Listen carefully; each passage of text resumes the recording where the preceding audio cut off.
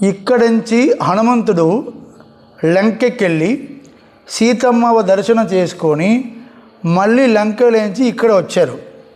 దానికి ముందు పెద్ద ఆర్గ్యుమెంట్ జరిగింది. నాకు ఎవరు కుదురుతుంది, ఎవరు పోతే శక్తి వారు ఎవరు అందరూ ఆర్గ్యుమెంట్ చేసినప్పుడు ఒక్కొక్కరు చెప్పి నాకు ఇంత శక్తి లేవు, నేను శక్తి లేవు, నా శక్తి లేవు ఒక్కొక్కరు చెప్తున్నారు.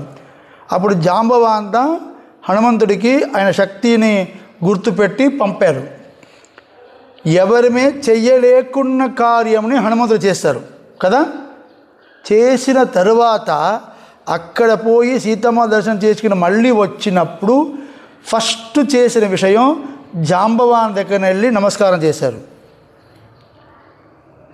సయర్కర్య కార్యం ఎవరు చేయలేకున్న కార్యం చేసినప్పుడు మనకి ఎలా వస్తుంది? ఒక అహంకారం, నీ వల్లనే పెద్దవారు కదా, నేను మీరు చేస్తారా, నేనే చేస్తాను కదా, అది అహంకారం వస్తుంది కదా. హనుమంతుడికి లేసం కూడా అహంకారం లేదు.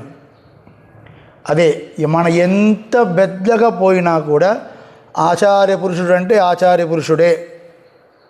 వాళ్ళకన్నా మన